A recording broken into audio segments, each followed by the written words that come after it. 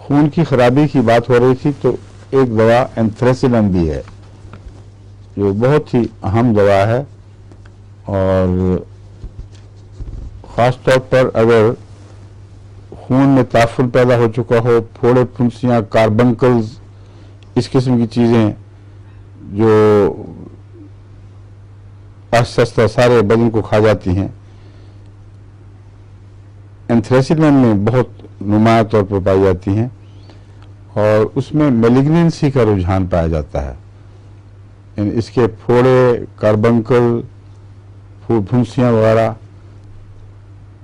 ایک تو بہت ہی پردرد بھی ہوتی ہیں، ان میں تعفن بھی پایا جاتا ہے، اور اگر صحیح علاج نہ ہو تو کچھ دیر کے بعد وہ کینسر میں تبدیل ہو جاتے ہیں۔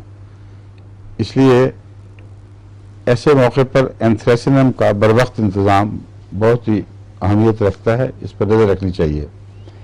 اس کے جو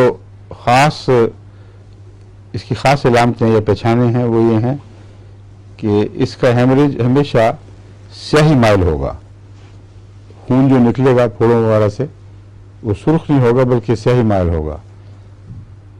اسہال کے ساتھ بھی اگر دست لگیں گے تو سیاہی مائل ہوں گے۔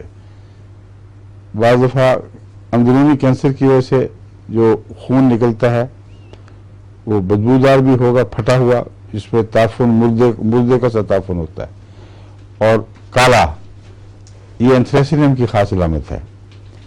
اس لیے اینتھریسینم کو زیادہ بگڑی ہوئی حالتوں میں، خاص طور پر جو انتڑیوں کی بیماریاں یا جلد کی بیماریاں ہیں، ان میں یاد رکھنا چاہیے۔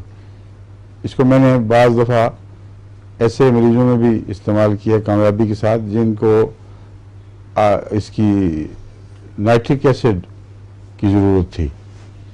نائٹرک ایسڈ اکیلا اگر پورا کام نہ کرے تو اینتھریسینم اس میں مددگار ہوتا ہے۔ اس کے جو مختلف گچھا ہے بیماریوں کا، جو میں آپ کو اس کی مختلف بیماریوں کا جو ایک گروپ یا گروہ ہے وہ میں بتا دیتا ہوں۔ ایک ہے سیپٹیسیمیا، خون کے اندر سیپٹک ہو جائے، خون تعفن پیدا ہو جائے اور اس کی وجہ سے بخار، جس کے لیے عام روزمرہ کی ہماری دوا کیا ہے؟ سلفر اور پلاجینم، ٹھیک ہے؟ اس میں اگر وہ کام نہ کریں تو اینتھریسینم بھی بہت ہی اہمیت رکھتی ہے۔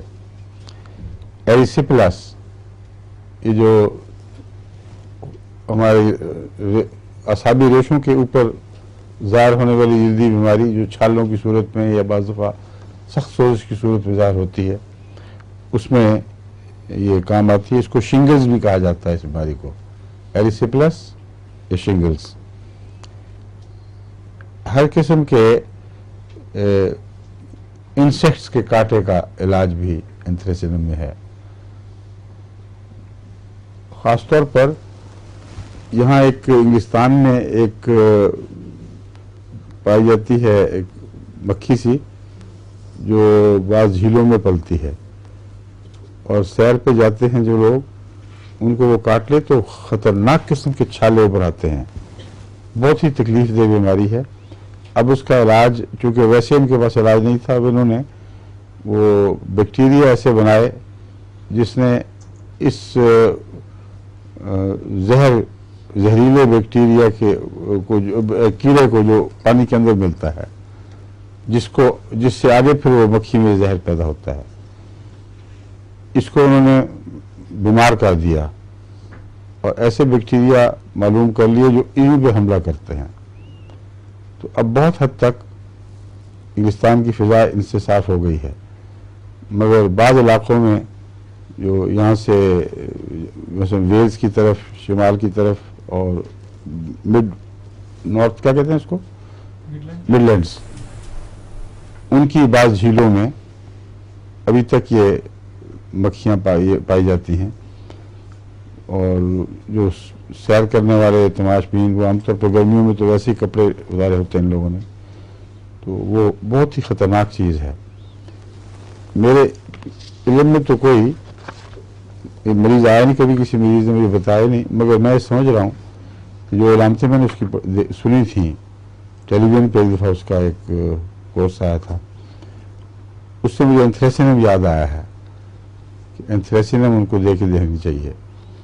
और अगर आर्निका और लीडियम साथ मिला ली जाए तो फिर मेरा ख्याल है कि बहुत पक्का नुस्खा बन जाएगा।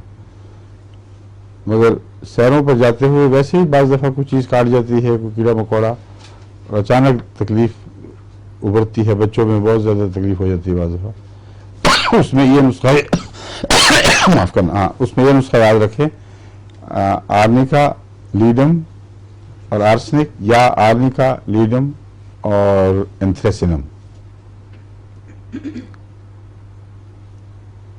ये बिलअमूम हर किस्म के कीड़ों के कांटे का, यहाँ तक के कीड़ों के अलावा ये जो बिच्छुओं के कांटे का भी बेहतरीन इलाज है।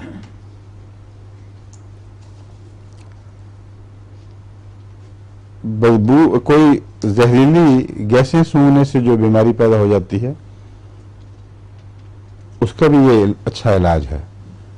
बाज़ दफ़ा सूएज जो सिस्टम है उसकी बदबू निकलती है ऐसी, जो बहुत जहरीली, जो बाज़ दफ़ा मुहलिक भी साबित होती है। तो ऐसी ख़तरनाक गैसें जो कहीं से ज़मीन से फूट रही हों, उनके नतीजे में जो भी बीमारियां हैं उनमें फौरी तौर पर एंथ्रेसिनम देने से ये इम्कान है कि वो बीमारी बढ़े ही ना। और बॉयल्स पर, हाँ, मुझे क्यों ख्याल आया था इसके उस कीड़े के काटने से कि एंथ्रेसिनम मुफीद होगी, क्योंकि एंथ्रेसिनम में बॉयल्स की यानी छालों की क्रॉप एक पूरी एक फसल सी उगती है एक इलाके में, और एरिसेपिला से भी इसका ताल्लुक इसीलिए है। उसमें भी असाबी किनारों के ऊपर छाले उठते हैं लंबी लाइन लगाकर, मगर जहाँ जहाँ तक मारूफ हिस्सा वहाँ तक फैलते हैं। ये इसलिए बहुत आम है कि अगर ये सर की तरफ हो, एरिसेप्लास चेहरे और सर की तरफ, और एंथ्रेसिनम वक्त पर ना दिया जाए तो वो मुहलिक भी हो सकता है, क्योंकि उसकी सोजिश दिमाग पर असरअंदाज हो जाती है। क्योंकि छालों के साथ इसका गहरा ताल्लुक है और छालों में बाज़ दफ़ा नीलाहट पाई जाती है। बाज़ दफ़ा एंथ्रेसिनम के पीप के छाले में भी एक नीले रंग का नुक्ता जहरीला सा होता है, ये उसकी खास पहचान है, इसलिए इसमें आपको एंथ्रेसिनम याद रखना चाहिए। आर्सेनिक से इसका गहरा ताल्लुक है, क्योंकि आर्सेनिक भी इसी किस्म के जहरों का अच्छा इलाज है। पायरोजेनम से इसका ताल्लुक है, लेकेसिस से ताल्लुक है, और एकिनेशिया एक खून के ताफुन को दूर करने की अच्छी दवा है, वो भी इससे मिलती जुलती दवाओं में शामिल कर लें। सिलिशिया, ये सारी दवाएं जो अपने असरात में मिलती जुलती हैं, ये एंथ्रेसिनम के बाद अच्छा असर दिखाती हैं। अगर एंथ्रेसिनम से आप शुरू कर दें मरीज का इलाज, तो उसके बाद आसानी ये है कि इन सब में से कोई भी दवा देंगे वो फ़ायदा देगी, नुकसान नहीं होगा, उससे कोई टकराव नहीं है। पैराजिनम, लेकेसिस और एकिनेशिया, सिलिशिया, एपिसोड तो नहीं लिखी हुई, लेकिन हो सकता है वो भी हो, मगर बहरहाल नोट्स में नहीं है।